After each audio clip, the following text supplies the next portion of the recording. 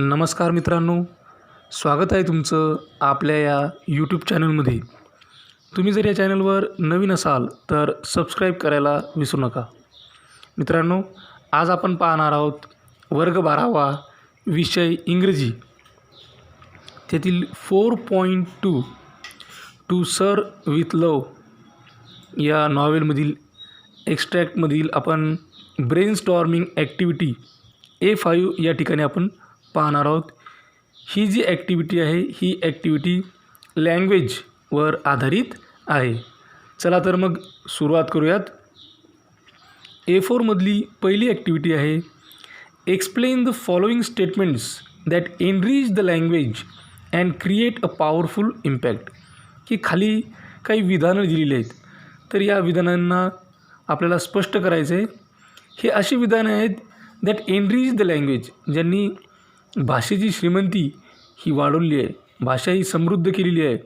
And create a powerful impact, त्याचबरोबर एक प्रभाव पाडण्याचं काम या वाक्यांनी केलेलं आहे. या वाक्यांना आपल्याला एक्सप्लेन करायचं आहे. त्यामधील पहिलं स्टेटमेंट आहे, पहिलं विधान आहे, Miss Phillips is transformed into a very convincing personality. आणि या वाक्याचं स्पष्टीकरण आपल्याला अशा पद्धतीने लिहिता येईल. Earlier everybody consider Miss Phillips as freely and brainless, but she was the best inform of the 3 teachers on the stage. When other 2 teachers were unable to give satisfied answers, she intervened skillfully. She spoke coolly, honestly, and with authority. While discussing the PT exercises, Denham was blunt, critical, and argumentative. She assures him that the timetable in school was meant to help the students after they left the school, and doing what one was told in spite of not liking it was a part of training. She confidently assured that what she had said be understood by Denham. Denham accepted his defeat. The teacher, to whom all considered brainless, that Miss Phillips was transferred into a very convincing personality. हे स्पष्टीकरण होतं पहिल्या विधानाचं. त्यानंतर दुसरं statement पाहूयात, B. There are many features of language that contribute the smooth sailing of the plot. या स्टेटमेंटचं आपल्याला आता एक्सप्लेनेशन पाहायचं आहे.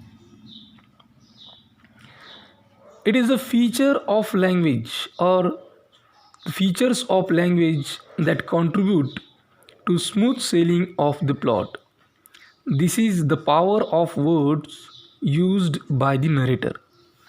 सम of the expressions and sentences like, काही वाक्य आता या ठिकाणी दिलेले आहेत की जे वाक्य या प्लॉटला smooth sailing of the plot, की हा प्लॉट खूप चांगल्या पद्धतीनं समोर जाते ते सांगणार आहेत.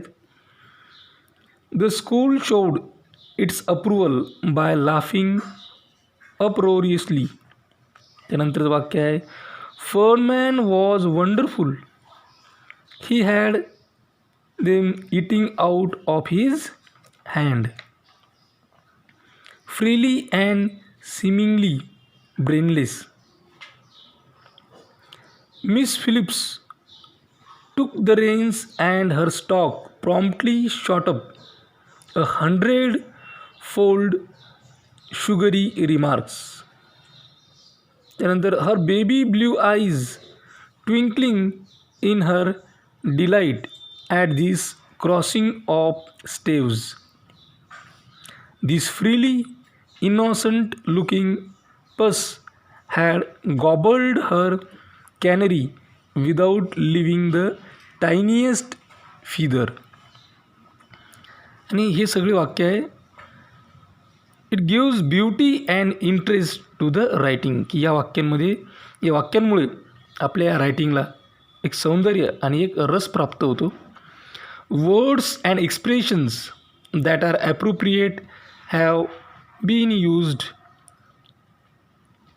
Readers get a complete idea about this situation. With the help of these rich words and sentences, the value of program also be increased or enhanced.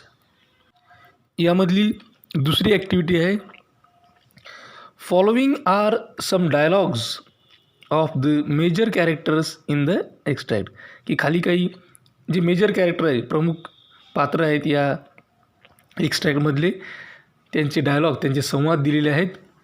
Find out who the speaker is, की आपल्याला शोधून काढायचं की हा संवाद कोणाच्या तोंडून आलेला आहे. हिज और हर टोन, त्यांची टोन कशी आहे. द स्टाईल, त्यांची बोलण्याची शैली.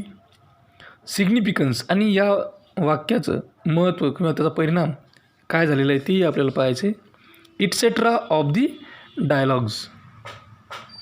आता आपण बघूया, पहिला जो डायलॉग आहे तो डायलॉग आहे, then why do we have to do PT? Why don't they take only the kids who need it. अशा पद्धतीचा एक डायलॉग दिलेला आहे. आता आपल्याला पाहायचं की हा डायलॉग कोणी म्हटला, त्याचा किंवा तिची टोन कशी होती, त्याची स्टाईल कशी होती आणि त्याचं महत्त्व काय आहे. The speaker of this dialogue is Denham. डेनहॅमनं हे वाक्य म्हटलेलं आहे, हा संवाद म्हटलेला आहे त्यांनी. His tone is initially blunt, critical and argumentative. He feels that PT is unnecessary. He was a trained boxer. He accepted his defeat after Miss Phillips's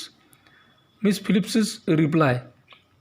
He changed his view or aspect and accept his mistake. The change in his view is the biggest significance. यानंतरचं जे दुसरा dialogue आहे तो आहे, let's say it is as much an exercise of the mind as it is of the body, Denham. हे वाक्य miss Philips यांनी म्हटलेलं आहे. उत्तर आपण बघूयात. The speaker of this dialogue is Miss Phillips. After Denham's questions she answered him coolly, honestly, and with authority. She comprehended the importance of school timetable even after he left the school. Her tone is positive and polite and convincing. She said it is a part of training. She was confident about her statement and it will lead to the change in the view of Denham. The significance of it is that advice or saying was not only for Denham but for the whole school. तर असं या पद्धती significance या डायलॉगचं. तर हे होतं language या भागातील जी ॲक्टिव्हिटी A5 आहे. पुस्तकामध्ये A4 लँग्वेजच्या खाली A4 दिलेलं आहे, पण थीम या प्रकारातसुद्धा A4 ॲक्टिव्हिटी ब्रेनस्टॉर्मिंगमध्ये आहे आणि लँग्वेजमध्ये सुद्धा A4. तर ते A4 नसून मला वाटतं ते बाय मिस्टेक A4 करण्यात आलेलं असावं. तर ती A5 ही ॲक्टिव्हिटी आहे लँग्वेजवर आधारित. ती आपण या ठिकाणी चांगल्या पद्धतीनं सोडवली. अशाच पद्धतीचे नवनवीन व्हिडिओ पाहण्यासाठी या चॅनलला सबस्क्राईब करा. माझे सर्वच व्हिडिओ, वेगवेगळ्या विषयाची व्हिडिओ तुमच्यापर्यंत ताबडतोब पोहोचण्यासाठी बेल आयकॉन बटनला क्लिक करा. तुम्हाला हा व्हिडिओ आवडला असेल तर लाईक करा. तुमच्या मित्रमैत्रिणींमध्ये, गरजू विद्यार्थ्यांमध्ये जास्तीत जास्त प्रमाणात शेअर करा.